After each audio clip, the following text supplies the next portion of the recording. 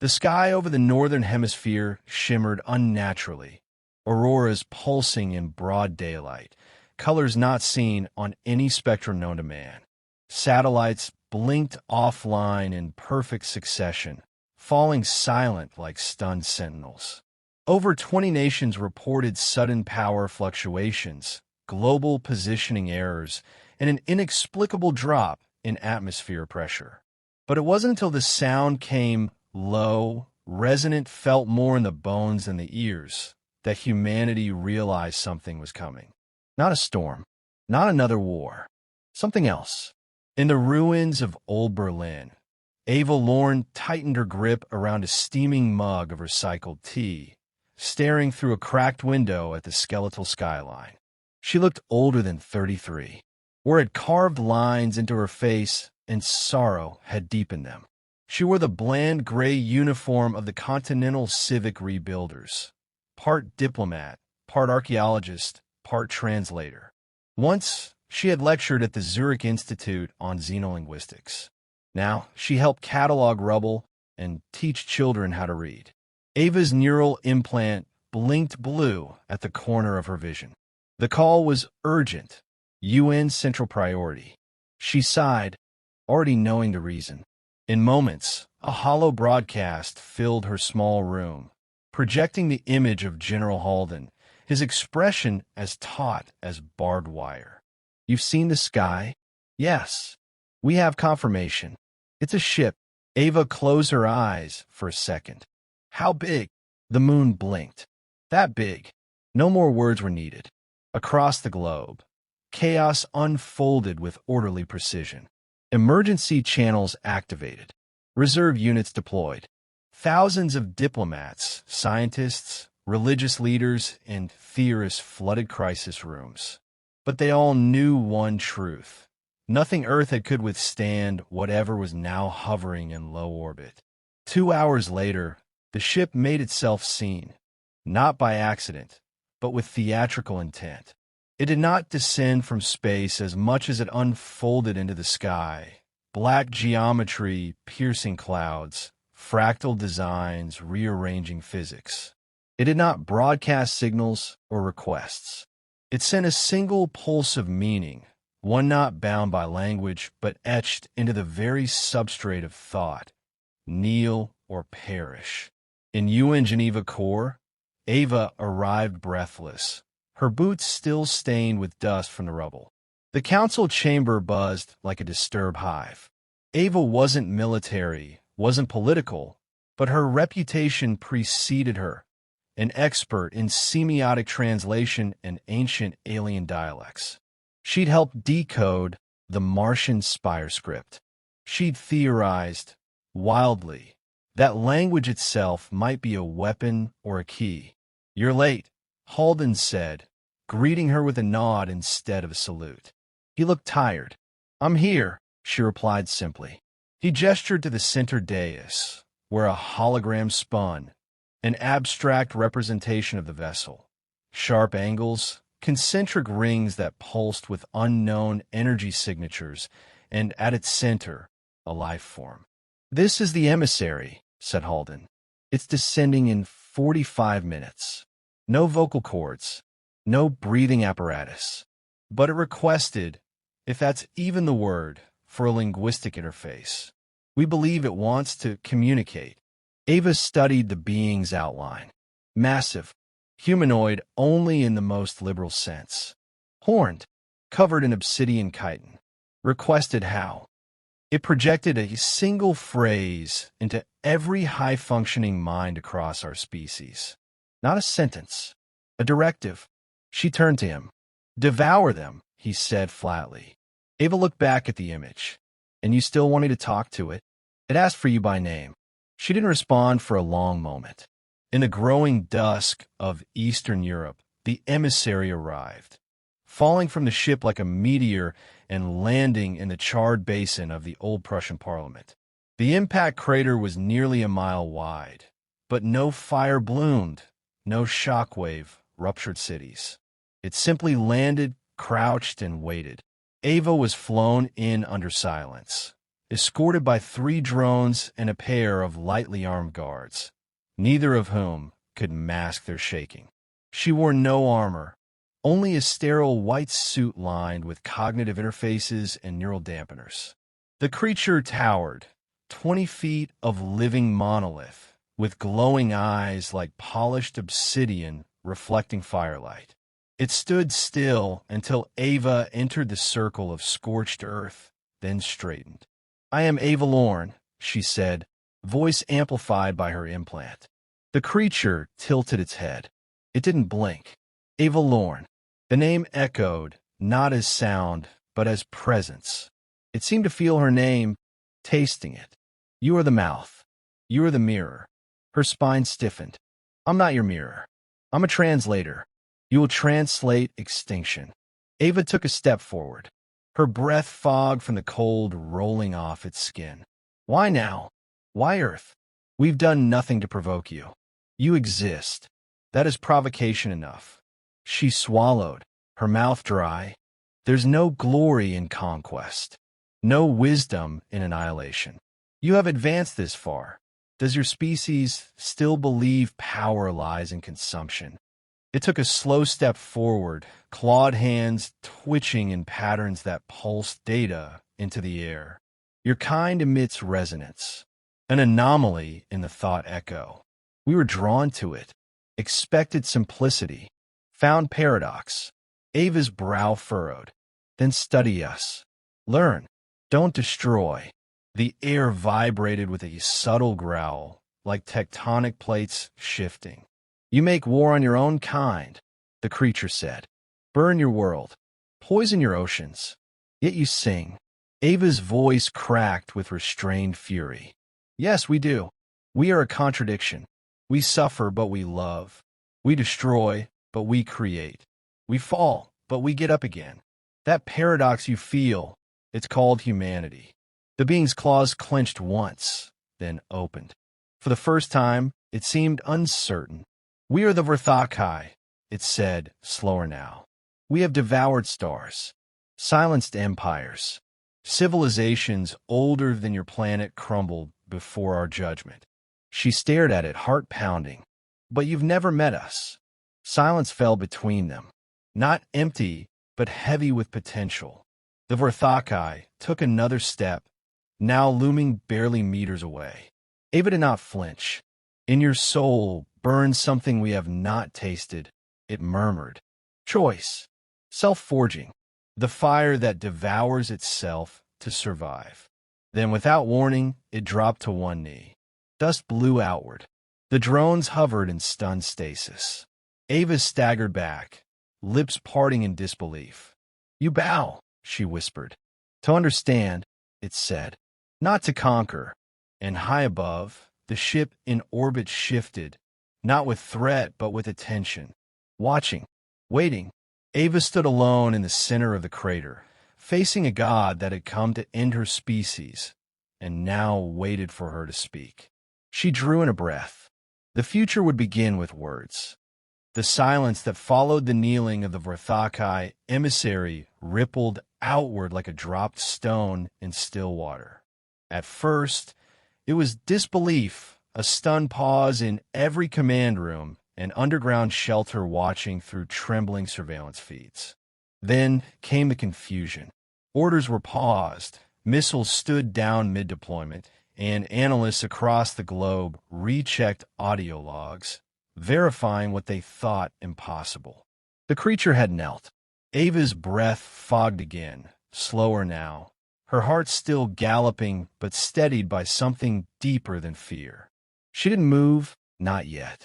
The beast, no, the being, remained bowed, one clawed hand pressed into the cracked earth, the other loose at its side, fingers slightly curled like a question left half-asked. She approached again, this time without the careful cadence of diplomacy. "Why?" she asked simply softly. Its eyes, 2 depths of liquid shadow, lifted to meet hers.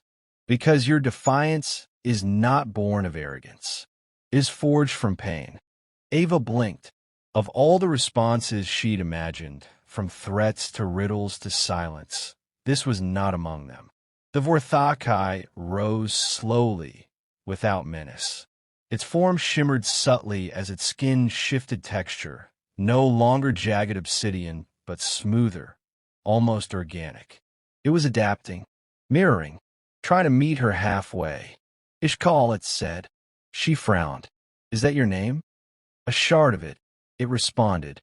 Names for us are not fixed. They are roles, burdens, echoes of purpose. She considered this. Then why give me one? Because you are becoming part of it. Somewhere deep within Ava, something shuddered. Not from terror, but from the weight of implication. Explain, she demanded. The being's voice was lower now, less like thunder and more like the hush of glaciers. Each world we judge. We descend. One is chosen to witness, to offer understanding or resistance. Until now, none offered reflection. Ava crossed her arms, the neural weave in her suit humming faintly. You've never met resistance? None that mattered. Strength is noise. You offer silence that speaks. The wind picked up over the crater, a sudden gust that stirred ash and dust. In the distance, UN drones hovered, transmitting data back to command centers. No one interrupted. No one dared. Ava inhaled slowly. You were sent to devour us. I was born to, Ishkal replied. My thoughts are not my own. I carry the will. I am the will. Yet in your voice, I hear contradiction. Harmony inside fracture. This disturbs the directive. Ava took a step closer. You're capable of questioning it, aren't you? I was not. I'm now. Their eyes locked. Ava suddenly understood that she was not speaking to a singular being. Ishkal was an instrument, but also a fracture point. Somewhere behind its eyes, a chorus of ancient minds, millennia of conquest and execution, were watching through it. And in this moment, it was hesitating. She saw an opportunity and pressed in. I lost my son, she said, voice low, raw. In the last war. He was 5. He didn't even know what the fighting was about. A drone strike missed its mark. They said it was a statistical error. The creature did not speak, but she could feel its attention sharpen like a blade held in breath. I held his body, she went on, and I kept thinking, there must be a reason, some higher purpose. But there wasn't. Only numbers, targets, directives. You understand that, don't you? Ishkal's chest rose and fell in a motion resembling breath, though Ava suspected it was symbolic, an echo of a long-forgotten biology. Yes, you follow orders, she said, stepping closer still. You kill because that's what you were shaped to do. But if you can hesitate, then you can choose. The creature's claws twitched again. Around them, the silence pressed tighter. The sky above was black now, the massive form of the Vorthakai, ship blotting out starlight. Choice is the burden of the lesser, Ishkal murmured. No, she countered. Choice is the crown of the conscious. The words seemed to ripple across its surface. For a brief moment, Ava saw something like static in the air, as if the reality around the creature was struggling to maintain form. Its link to the ship, whatever command tether had sent it here, was weakening. Something in you, it said, resonates across my mind. Your pain opens old memories. I see other worlds, other faces. None looked at me without fear. None spoke to me with hope. Ava wasn't sure if the sensation building behind her eyes was courage or the onset of nervous collapse, but she didn't flinch. Then listen to that. Let that be your directive. At that moment, the sky cracked. Not thunder, not weather. A tear in the clouds split like an eye opening, gold light pouring downward as another presence descended. A voice thundered through the minds of every creature on earth, not in words, but in cold, imperious intent. Complete the will. Ishkal staggered, clawed hands to its head. Its knees buckled again, but did not touch earth this time. Light pulsed through the lines of its body, and Ava saw it straining, not physically, but psychically, waging war within itself. She didn't move, couldn't. Her voice was her only weapon, her only anchor. "You don't have to obey," she said, calm-measured. "You're not a slave. You're soul. You are Ishkal. You don't need the will. You are your own." The pressure in the air swelled. Trees at the crater's edge split. Drones sparked and failed. Ava fell to her knees, overwhelmed by the energy pouring down from the ship. But she kept her eyes on the creature before her. And then the light dimmed. Not vanished, but recoiled. Ishkal stood tall again, but his silhouette had changed. His back was straighter. His arms were less curved in defense. The black chitin faded to a matte charcoal, etched with symbols, ancient, evolving, fluid. "I see now," he said, voice quiet, more his own than ever. "We were not gods. We were cages, and the key was always a voice." The connection to the ship snapped like a thunderclap. Ava saw it in the sudden lurch of his posture, the subtle way the wind stopped pulling toward the sky. Ishkal was free, but the price would come. She looked up. The tear in the sky remained open. The will had not relented. It would descend. The next emissary might not be sent to speak. Ishkal turned toward the breach in the clouds. His form radiated defiance, not as a weapon, but as a wall between humanity and annihilation. "I will speak for this world," he said. Ava rose to her feet beside him. Her legs trembled, but her voice did not. "And I will stand with you." Above, the stars held their breath. The wind howled over the ruins, carrying with it a pressure that bent air and thought alike. The rift in the sky had not closed. Instead, it widened, pulsing with alien geometry, fractal lines unraveling like a living wound torn into the fabric of space. The will, ancient and absolute, had tasted hesitation. Now it came to erase it. Ava stood beside Ishkal on the fractured ground, the two of them dwarfed by the vastness of what loomed above. The vessel that had brought him now shimmered with violent potential, no longer content to observe. It prepared to act, not through dialogue or emissary, but through force. "They're coming," Ava said, her voice steady despite the tremor in her chest. "I know," Ishkal replied, not looking at her, but at the sky, his eyes catching the gold light that bled from the rift like the blood of a dying star. "And they will not speak." For a moment, neither said anything. The world around them had gone still. The distant cities were silent. Drones had pulled back to safe zones. The UN's upper command, once frantic in her ear, had gone dead quiet, watching, perhaps praying, or simply resigned. Ava's neural interface pinged once and then disconnected. She looked up at the creature beside her, this former harbinger of death, now reborn into something untested. "They'll try to overwrite you," she said. "Take back control." "They cannot," he answered. "Not completely, but they will try to destroy what they cannot reclaim." Ava's thoughts flicked through memories. Her son's face, the books she once taught, the ruins of cities that had no names anymore. Humanity had endured so much already. This confrontation couldn't end in another crater. "What are they?" she asked. "The will. What are they really?" Ishkal's shoulders shifted with the weight of centuries. "They are the remnants of the first convergence. Beings who merged to survive the heat death of their galaxy. Mind and purpose fused until individuality vanished. What remained was direction.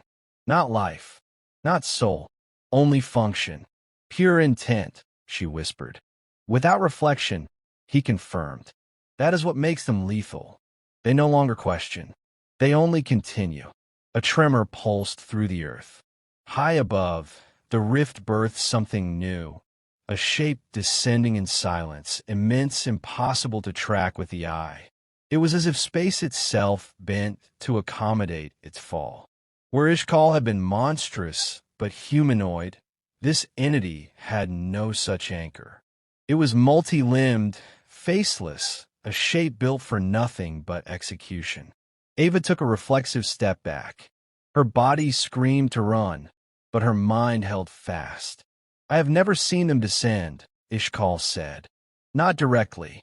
Not in this form." "Then it's afraid," Ava guessed. He nodded once. "Of what you've shown me." The entity landed without sound, yet the impact resonated through every object within a kilometer. It did not burn. It did not fracture the ground. It unmade the idea of silence. Ava felt her lungs seize, her knees buckle. Ishkal moved in front of her immediately, wings of armored thought folding over her like a shield. The new arrival pulsed with thought, not words, not images, but sheer imperative. Ava could feel it clawing at her consciousness, try to strip away her beliefs, her memories, herself.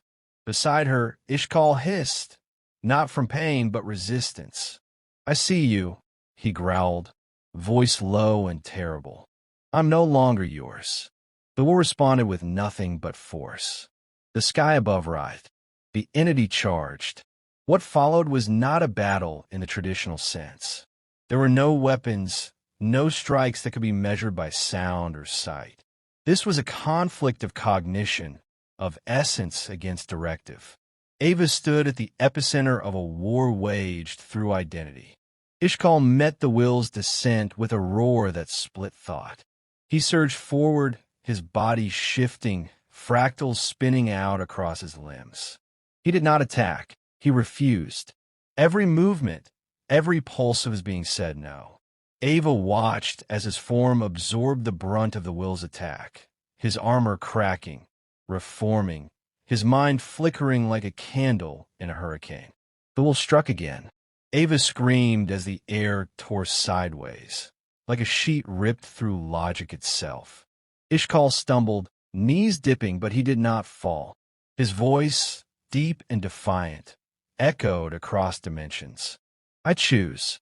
That word struck like a detonation. The will reeled, not physically, but conceptually. It was not used to denial. Its weapon was inevitability. It had never met something that simply refused to be absorbed. Ava staggered forward, one hand extended. Her neural interface had been fried, but her voice still worked. "You are not a god," she shouted into the vibrating chaos. "You're just what's left of something that forgot how to change." The entity turned toward her now, its formless gaze focused. It moved to erase her. Ishkal screamed. He moved faster than light, or thought, or understanding. He placed himself between Ava and the will, not as a warrior, but as a wall. His body stretched wide, fractal plates expanding, reshaping, creating shields formed of willpower and memory. Ava could feel him burning, not physically, but in essence. Every second of protection was tearing something from him. But he held. The will surged again. Ava felt herself lifted off the ground, mind unspooling, self-fragmenting. She remembered a beach, her son's laughter, the smell of cinnamon from her grandmother's kitchen. She clung to those pieces like anchors. Then clarity. Ava screamed back, not in fear, but in memory. "We are not yours." Something cracked in the air. The entity faltered. In that instant, Ishkal struck, not with violence, but with vision. He opened himself, let the will see what Ava had shown him. Art painted by trembling hands, love in the wreckage of war, a lullaby sung over a broken crib, a dying soldier choosing mercy. He showed the will the unbearable beauty of contradiction. The effect was immediate. The rift above pulsed, then screamed in a voice that shook no air but made all ears bleed. The entity began to twist, writhe, fracture. Its limbs failed to hold shape. Its direction faltered. Ava collapsed to her knees as the pressure lifted. Ishkal turned to her, stumbling now. His form was dimming, flickering between the creature he had been and something smaller, frilier. "I am unmade," he said. She crawled to him, grabbing his arm, warm now, not cold. "No, you're becoming." He laughed once, the sound like gravel tumbling in water. "They're not gone. They're only watching again. Waiting." "Then let them watch," she said, voice rough. "Let them learn." Above them, the rift narrowed. Not sealed, not healed, but quiet. The second entity collapsed into itself and dissolved, leaving only silence and a crater of thought. Ava sat beside Ishkal as dawn began to creep into the torn sky. "Was this victory?" she asked. "Not yet," he replied, "but it is the first breath of it." She leaned back, watching the clouds begin to return. Somewhere, far away, the world was breathing again. The next choice was still coming. But this one, they had survived. The first light of morning bathed the crater in hues of amber and ash. The sky, once wounded, now bore only faint scars, rippling auroras that shimmered like ghostly fingerprints across the upper atmosphere. Ava stood at the edge, boots caked in soot, her suit torn at the shoulder. Her body ached in ways she couldn't fully trace, but it was the silence that weighed heaviest. It wasn't peace. Not yet. Just aftermath. Beside her, Ishkal knelt, not bowed in defeat, but as one regathering fragments. His form no longer shifted uncontrollably. The wild fractals that had once adorned his limbs were now stable, etched like runes into solidified armor. He was smaller now, more defined, almost human in silhouette. His transformation was incomplete, but he had anchored something vital within himself, something indivisible. "The world watches," Ava said, voice quiet but clear. "I can feel them," he replied. Their minds brush mine, hesitant, curious, some afraid, but not all. They saw what you did. What we did. A flock of drones buzzed distantly overhead, maintaining a perimeter. UN officials had sent word through an emergency channel 2 hours prior. No formal action would be taken yet. They were assessing. Humanity had always been skilled at lingering on the edge of decision. But this time, Ava sensed it wasn't cowardice. It was awe. She crouched beside Ishkal, drawing a line in the soot with a gloved finger. "How long before the will tries again?" "They're not linear," he said. "Time doesn't mean the same thing to them. They may return tomorrow, or in 1,000 years, but they will return." "And you?" she asked. "Will you be here?" He tilted his head, considering her. "That depends on your kind." Ava understood. He wouldn't remain as protector if they rebuilt the same engines of war, the same cold directives that led to extinction. He had broken free of his masters, but he would not become a new tyrant. He would only stay if they earned their future. The wind shifted. Somewhere far off, a siren wailed, not from panic but habit. Humanity had been trained to scream long before they understood the threat. Ava wondered if they could now learn to listen. She rose and activated her neural relay, re-establishing a weak signal with the Global Council. A hollow chime acknowledged the link. "This is Ava Norien, designation Delta Spire," she said. "The entity has withdrawn. The emissary remains peaceful. No hostilities. No losses since first contact." The reply came in a clipped, static-laced burst. "Status of alien. Still autonomous?" "Yes." A pause. Then, "And your assessment?" She looked at Ishkal again. His gaze remained on the horizon, but she could feel his awareness curl gently toward her. "He chose us," she said. "Now it's our turn to choose him." Another pause. Then the channel cut out. Ishkal spoke without turning. "They will debate. Some will scheme. And some will remember the child whose life I told you about," Ava said. "The ones who died without names. The ones who will never be born unless we change." He turned his gaze to her finally. Then let us build something worthy of memory. The ground trembled beneath them. Ava turned sharply, hands ready. But this was no new descent. No fracture in the sky. Just movement beneath. Ishkal stood, and from the earth rose a formation. Not natural, not machine. It was a monument of living thought, a sigil woven from memory and defiance, carved from material that shimmered between stone and starlight. Ava stared, breath caught. "What is it?" "A warning," he said, "and a promise." All across the crater, similar structures began to rise, some smaller, some pulsing faintly with color. They didn't hum or glow with weaponized power. Instead, they whispered. They remembered. Each monument bore a different glyph, some abstract, some unmistakably human. One had the silhouette of a child. Another showed hands clasped. Another showed the simple outline of a heart, cracked but whole. "The will see this," he said. "So will others." "Others?" Ava asked, alarmed. Ishkal nodded slowly. "The will is not the only force in the dark. There are minds who watch. Some like them. Some older. Some afraid of change." Ava swallowed. "Then this is only the beginning." No, he turned to her fully. "This is the first true beginning." In the days that followed, the world changed, but not as quickly as some had hoped. Governments moved like glaciers, policies drafted with trembling hands. But people, ordinary people, moved faster. Children drew pictures of the kneeling creature. Artists painted the fracture in the sky. Teachers told the story of a woman who stood her ground and a monster who knelt not to conquer, but to listen. Ava stayed in the crater. Not alone. Scientists came, then emissaries, then volunteers. It became known as the threshold, a place where something impossible had happened, and where something greater might begin.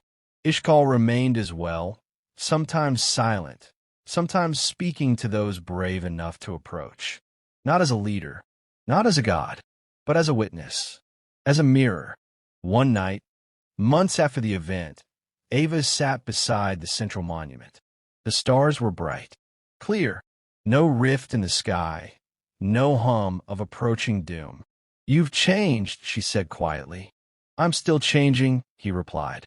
"As are you." She turned to him. "Are you afraid?" "Yes," he said, "but fear is a sign of freedom." She smiled, resting her head back against the cool surface of the monument. Then we're finally free. In the silence that followed, neither of them spoke. The world spun on. Somewhere, the will watched. But for the first time, it did so without certainty. And the creatures of Earth, flawed, fragile, and still healing, dared to believe that being seen was the beginning of being understood. And being understood was the beginning of peace.